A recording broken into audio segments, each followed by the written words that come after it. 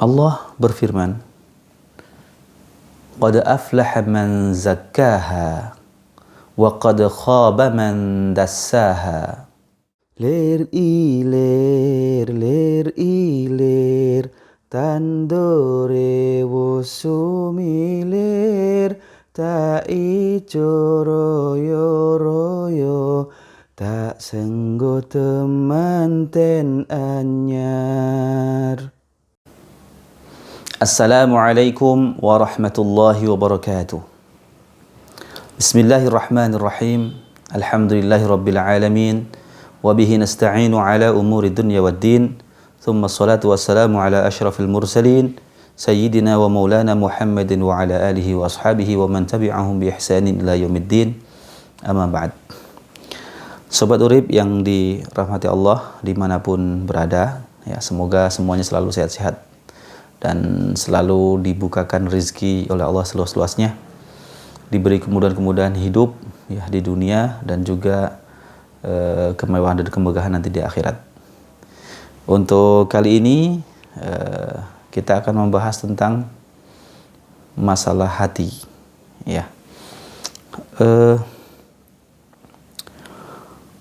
Allah berfirman, "Qad aflaha man zakkaha wa qad khaba man dassaha." Ya. Qad aflaha, benar-benar telah beruntung.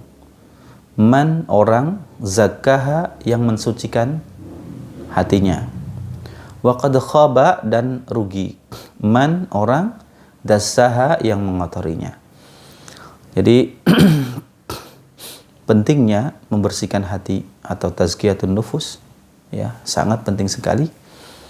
Dan pada episode ini kita akan membahas tentang menjaga hati kita, ya.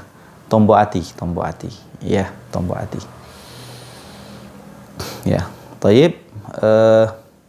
Sebagaimana dalam sebuah syair, ya, syair Jawa kuno, ya. Kalau dulu waktu masa kecil saya sering, karena background saya NU, ya, dulu sering kalau habis adzan itu sholawatan dulu, kadang-kadang nyanyi ini. Tombo ati iku limo sakwernane. Ini juga lagu ini dipopulerkan oleh Opik, ya. Ya.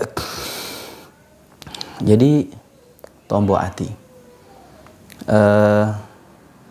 Sobat Urib yang dimuliakan Allah, ada 5 hal, ya, dalam rangka untuk menjaga hati kita. Kenapa hati itu harus di maintenance? Karena hati itu sifatnya mudah bolak-balik, ya. Dalam bahasa Arab itu hati disebut qalbun, dari kata qallaba yuqallibu atau taqallaba yataqallabu, artinya bolak-balik. Kadang bagus, kadang buruk. Maka tidak ada mutlak orang yang selalu 100% baik terus, tidak ada. Orang yang jahat 100% terus juga nggak ada, ya. Maka ada kalanya orang buruk, dia melakukan kebaikan. Ada kalanya orang baik, dia terjerumus ke dalam keburukan, begitu. Jadi tidak ada orang yang murni 100% selalu melaksanakan atau melakukan keburukan dalam hidupnya. Pasti di satu titik tertentu dia melakukan kebaikan, ya. Bahkan seburuk-buruknya kaum, ya, seburuk-buruknya kaum, dia akan ada satu sisi tertentu yang dia sebenarnya baik, gitu, ya. Oke. Kita mulai. Yang pertama adalah perbanyak membaca Al-Quran dan maknanya, ya. Jadi kalau dalam bahasa Jawanya, moco Quran angen-angen sak maknane. Jadi tujuan dari membaca Al-Quran itu bukan hanya sekedar untuk gaya-gayaan, lomba tingkat daerah, nasional sampai internasional, enggak. Jadi perlu diperbaiki, ya, niat.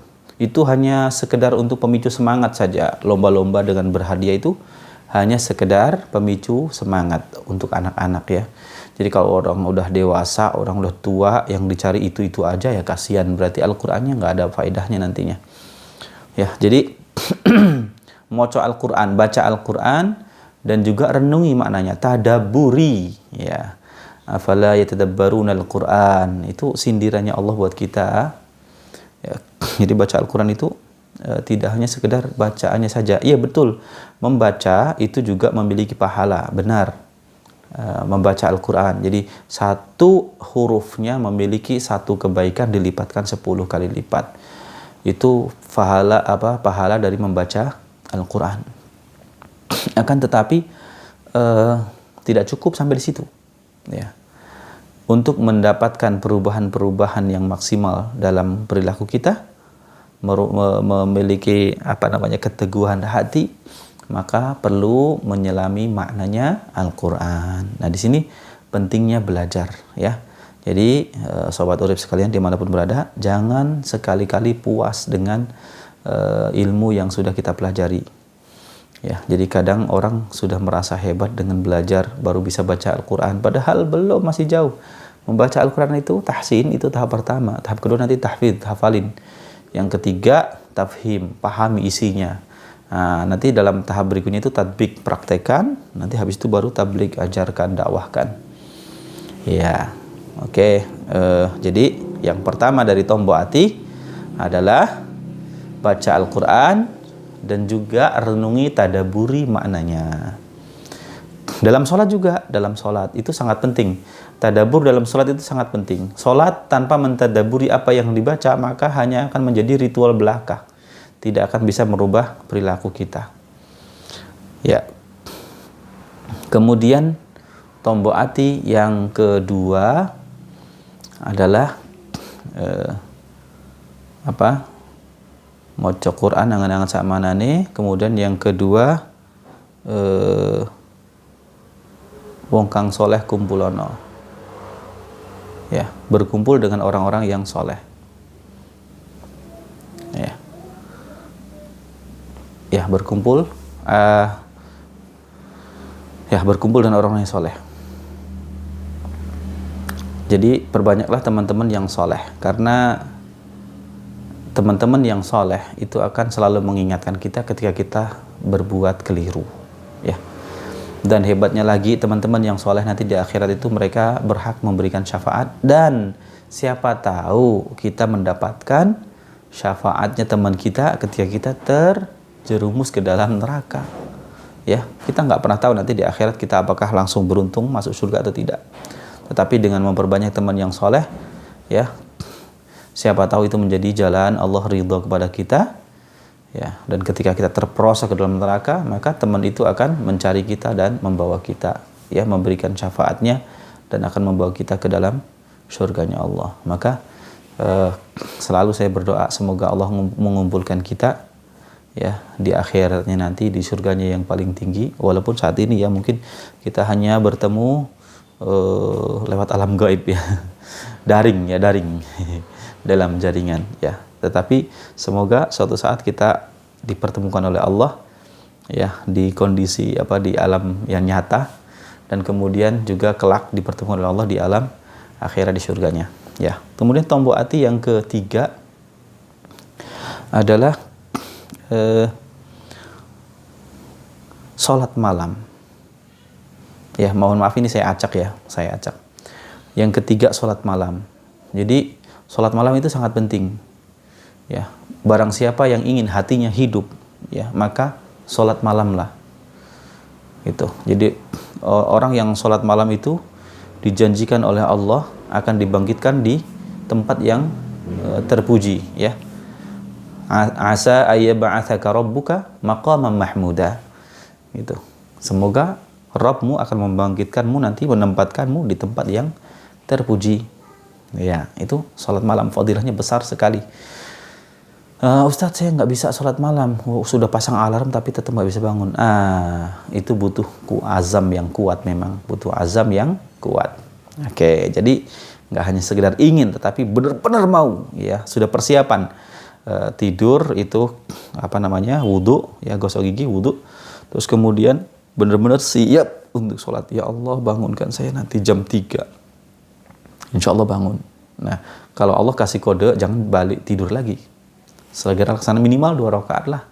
Tutup sama witir 1, minimal banget itu untuk latihan, ya. Nanti kalau sudah terbiasa 11 lebih bagus. Kemudian yang keempat adalah zikir malam, zikir ya, zikir malam. Jadi setelah sholat malam, zikir malam ya. Jadi biasakan zikir ketika orang sudah tidur ya, perbanyak zikir. Sebelum tidur zikir ya, perbanyak zikir. Nah, terutama di waktu malam hari, terutama di seperempat terakhir ya, di waktu menjelang, di waktu sahur ya, di waktu sahur perbanyak istighfar. Salah satu ciri ahli surga itu adalah rajin beristighfar di waktu sahur ya, di waktu sahur, rajin beristighfar di waktu sahur. Itu salah satu ciri penduduk surga. Maka yuk perbanyak istighfar di waktu sahur ya. Kemudian tombol hati yang terakhir adalah puasa. Perbanyak puasa, puasa sunnah ya, puasa wajib apalagi. Kalau wajib itu nggak ada tawar menawar, harus. Nah, ini puasa sunnah, perbanyak puasa sunnah. Kenapa harus puasa sunnah? Banyak sekali manfaatnya. Kayak nanti ini Muharram ya, sebentar lagi Muharram, tanggal 9, 10 atau tanggal 10-nya aja. Sebenarnya tanggal 10-nya aja Asyura itu hari ke-10. Cuman nggak boleh tanggal 10 aja karena nanti mirip Yahudi, maka harus disampingi tanggal 9 atau tanggal 11-nya boleh ya. Jadi kalau luput tanggal 9, nah ini problem ya, antara kalender Muhammadiyah dengan kalender nasional itu ada perbedaan hari, satu hari. Maka ya, boleh nanti di 10-11. Nanti kalau di kalender Muhammadiyah itu 10-11, nanti di kalender nasionalnya di 9-10. Jadi begitu aja solusinya. Nah, yang puasa Muharram, Asyura itu seolah-olah menghapus dosanya selama 10 tahun. Ya, bisa menghapus dosa puasa Asyura itu menghapus dosa tahun lalu. Iya. Menghapus dosa tahun lalu. Gitu, jadi sangat rugi sekali kalau tidak melakukan puasa sunnah. Terus kemudian puasa Ayyamul Bid itu pahalanya seperti puasa sebulan penuh.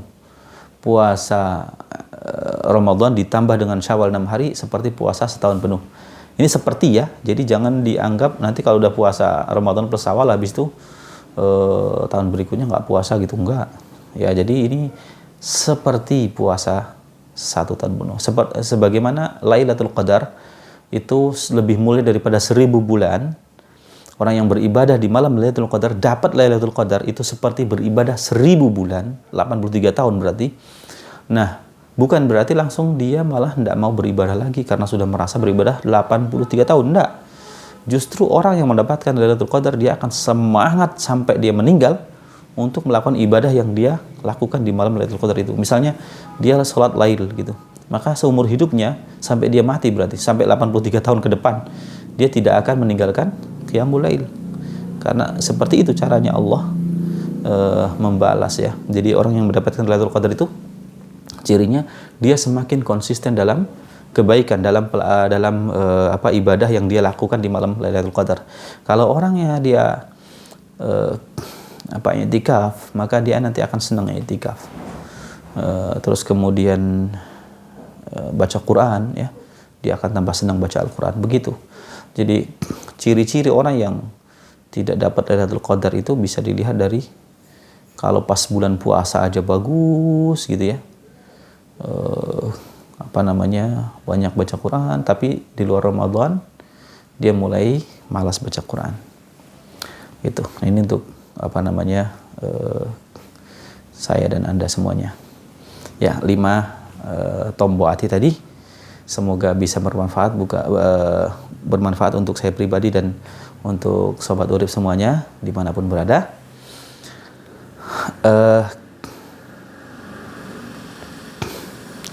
Ya, cukup sampai di sini dulu. Kita lanjutkan di kajian berikutnya insyaallah. Stay tune ya, selalu tongkrongin channel ini. Yang belum subscribe, tolong dukung channel ini untuk subscribe channelnya ya. Terus kemudian like dan juga komen ya, komen yang sopan ya. Terus share juga ke teman-teman bahwa ada channel yang baru dibangun untuk mengingatkan ya pembicara sendiri dan juga sobat urip semuanya. Demikian, kurang lebihnya mohon maaf. Subhanakallahumma bihamdika asyhadu an la ilaha illa anta astaghfiruka wa atubu ilaik. Terima kasih sekali lagi. Wassalamualaikum warahmatullahi wabarakatuh.